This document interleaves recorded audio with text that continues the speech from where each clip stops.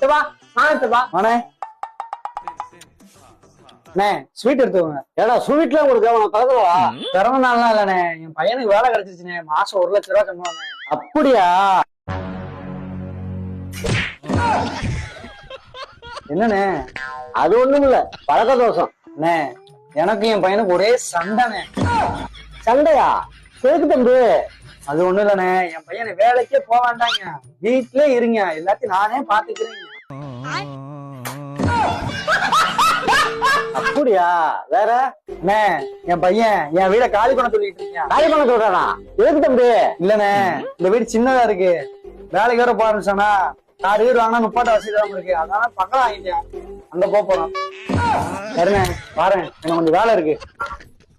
Car வாங்க போறீங்க, மங்களம் வாங்க போறீங்க, 1,00,000 ரூபாய் சம்பளங்க. ஏண்டா அவன் பார்த்தாலும் 1,00,000 ரூபாய் சம்பளம் வாங்கிட்டு இருக்கான், நீ ஓசிசோலா திரும்பிட்டு இருக்க. கொஞ்சம் அடிச்சு என் கை தாண்டா வலி.